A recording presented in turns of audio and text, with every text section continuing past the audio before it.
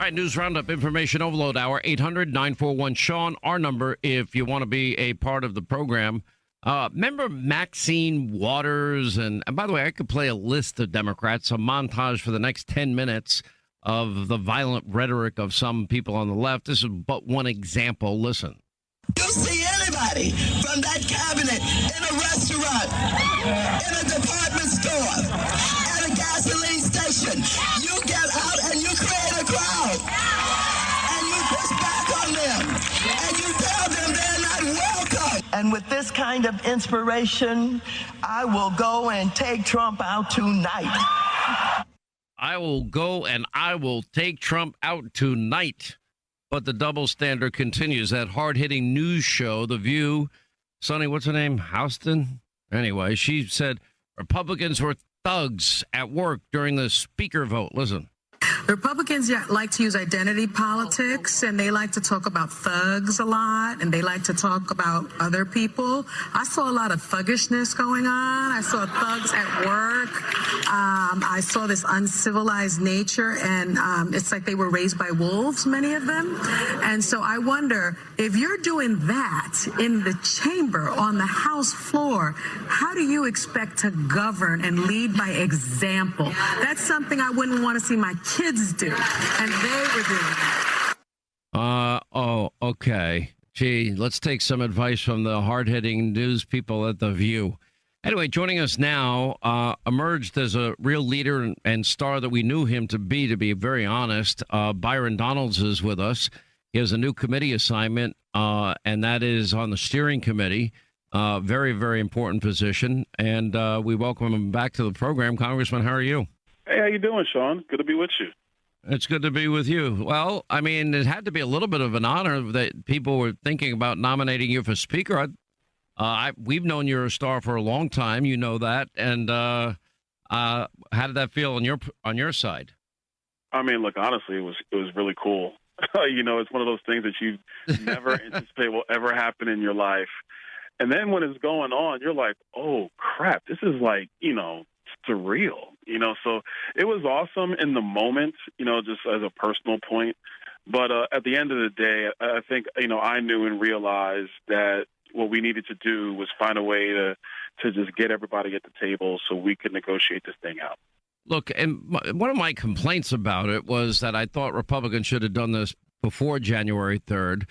I know many in the base, they really liked it, and it didn't bother me tremendously, and at no point was I concerned or worried. I didn't want it to go on in perpetuity because I think the patience of the American people would have worn thin pretty fast. But in the end, it was only 4 days. But I had kind of known a little bit more than the average bird because behind closed doors, working my sources, I knew a lot of this had already been agreed to. You know that's true.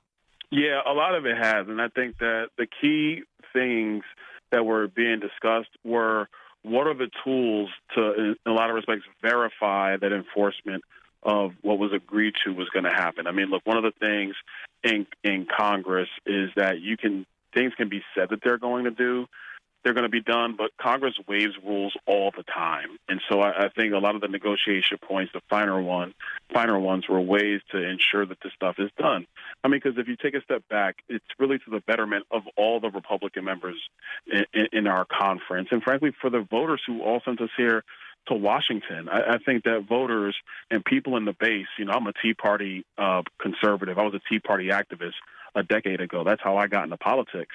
And if my member of Congress could come back and be like, hey, we did this, and this, then I'm like, man, thank you, and keep going. And I think that helps all of our Republicans be successful in what's going to be a difficult Congress, no doubt about it.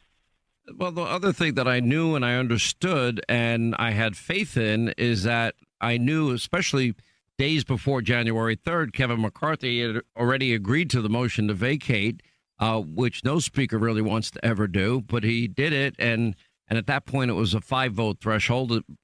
It came down to a 1-vote threshold. But I also knew with the commitments to America that's locked in cement. I also knew in terms of the investigations, be it judiciary and Jim Jordan, into whether the FBI is politicized, the DOJ weaponized, or Jim Comer and the Biden family syndicate, or a check of the origins of and investigating the origins of COVID-19, investigating Anthony Fauci, the withdrawal from Afghanistan, fixing the border.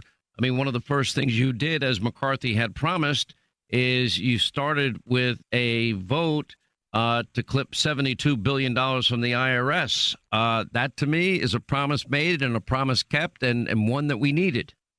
Right. No, I agree. And all those things are true.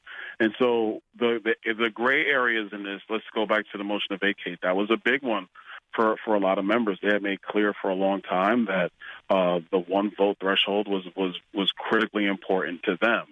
And so, for people back home to understand, like, why do they keep talking about this motion to vacate? Well, this was a rule that had been in Congress for 100 years, more than 100 years. It was removed by Nancy Pelosi. And so you had members who wanted that rule back. And so it was a constant point of debate for, probably about 2.5 months between certain members and now Speaker McCarthy. And so I think through the process the last couple of days, that was able to finally be fleshed out. The second piece is not so much of the things you're discussing, but the church committee. It had been brought up as something we would do, but members had concerns about what are the actual fine points of the church committee. Is it going to be watered down? What are going to be its limits? So part of that was actually structuring that to make sure that it was going to have the definite teeth it needed to be successful to get into the issues of the weaponization that has gone on in the federal government. That's not to speak ill of my good friend Jim Jordan or Jamie Comer. They're going to do tremendous jobs with their committees. But this church committee, which is going to have to dig into some sensitive issues with our government, is something that members wanted to make sure was ready to go and could hit on all cylinders. Last piece is spending. And I know the investigations are critical. We're excited to get down to the bottom of all that. But we still have a spending problem, Sean. You know that just as well as I do, and so many of your listeners, all your listeners, frankly.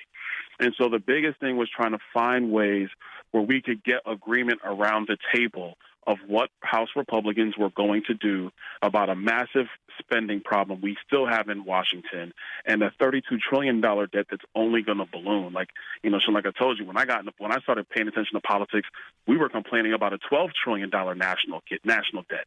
Well, now it's $32 trillion. The House has to act. And so I think for a lot of members who have won elections, have come here, they wanted to make sure there was no stone left unturned to address these issues. And that's really what a lot of I got it, but around.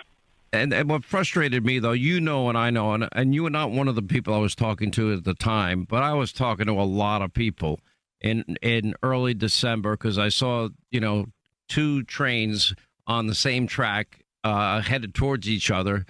And it's not that everybody I know that's a conservative, they kind of like watching this unfold. But yet everybody I knew that was an independent, they're like, what's wrong with you people? And I knew that aspect would kick in, and that my frustration was not on the issue aspects of this, because a lot of it, as I said, and as well, what had been agreed to, and I understood that other people wanted more assurances, but a lot of that could have been done ahead of time. And that was, look, it's no harm, no foul. We're moving forward. There was a report out that the IRS now audits and targets working and middle class Americans over the rich. That's why I think it was so important that this first bill be passed as you passed. You also have the Rules Committee vote. But we're now apparently about to hit a dooming debt ceiling crisis. And now this raises a lot of questions. This will be the power of the purse that Republicans in the House have. And that means that you're going to, quote, be blamed for shutting down the government. I need to remind people before this ever happens, the government never fully shuts down. Essential workers will continue to work. Social Security checks will continue to go out. Medicare will not close down. Our military, they will be armed and ready for any challenge worldwide, if God forbid necessary. There might be some people that get laid off for a period of time, but they usually get a free vacation and back pay the first day they get back to work. Am I wrong on any of that? No, you're right on all of that stuff. And look, even today we had our conference meeting. Members were having discussions about the debt ceiling that is coming. We're starting to talk about that now. And I think, this is a credit to Speaker McCarthy, and it's also a credit to, I think, the process that occurred last week. The members are really engaged about which direction are we going. That's a good thing. I came here in the last Congress, and I would watch the rank and file Democrats. And I mean, look, they voted for the craziest policies. I don't know why they voted for this stuff, but I would watch them basically sit around and wait for Nancy Pelosi to decide everything. That's not how the legislative body's supposed to work. The members are supposed to be engaged in this. That's why we're all elected by our districts. We don't all just, we don't just get chosen by the speaker or by the leader of your party. The voters send us here. So already we have members who are bringing their ideas to the table about what are the different ways we can deal with having to deal with the debt ceiling. What are going to be the spending provisions we're going to want to have as a part of that? Are we going to want border security to be a part of that? All those discussions are having now. That's a great thing for our conference because it is going to come. And I think that level of dialogue between the members is really going to help us solidify, stay together, and accomplish some things for the people who sent us from all over the country. All right, quick break. We'll come back more with Congressman Byron Donalds of Florida, friend of the program. Then your call's coming up, 800-941-SEAN, our number if you want to join us as we continue. We continue with Congressman Byron Donalds of Florida. All of the agenda items, I think correct me if I'm wrong, for the most part, we're going to have 222 Republican congressmen and women that are going to agree with everything on the commitments to America. They're going to agree on every single investigation. Now the question is, and I know what's going to happen if we have a debt ceiling fight. As soon as Republicans get accused of shutting down the government and the hysteria between the media and Democrats, et cetera, you're going to have to go out and make the case in a powerful way that essential services remain. But, however, we've got to stop robbing from our children and our grandchildren, and that's why this matters. And we're not going to go along with your earmarks and your bloated budgets, this idiotic, omnibus bill that was passed over the holidays. I couldn't believe 17, 18 Republicans went along with that monstrosity. All of them should be ashamed of themselves from my perspective. And this is where the House is going to have a say now. You'll be able to cure a lot of the wrongs in that bill. Am I wrong? We're going to try to cure a lot of them. There's going to be some which may stick, but we're going to go back and peel back a lot of that spending because it was ridiculous. Never needed to happen. Like, we were begging Senate Republicans not to go along with that bill, because the other thing that happened with that omnibus bill is that it hurts our ability to use the power of the purse to secure the border. Now Joe Biden went down there for about 2.5 hours, like an hour longer than Kamala Harris did. But he went down there for 2.5 hours, and he has this haphazard, nonsensical new approach to the border, which still is not going to work. It's a joke. You can. Oh, come on! It was a joke. We've had 5 million illegal immigrants, more than ever in history, and it was a photo op. And then cleaning up the town of El Paso so he doesn't see the mess that he caused was unbelievable. Let me ask you this last question, and I talked about it on radio and TV. Because we've become friendly. I think the world of you. I think you're a real star in the party. And then you have, I think it was Cori Bush making this vicious, vile, nasty attack against you in the middle of all this last week. And I was livid for you. What was your reaction? My first reaction was I just laughed because it was the stupidest thing I ever heard. But then the second part was like, is this what we do in politics, where if you're black on the Democrat side of the aisle, all you're ever going to do is just try to pull down black Republicans? I mean, I'm over that, and I'm sick of it.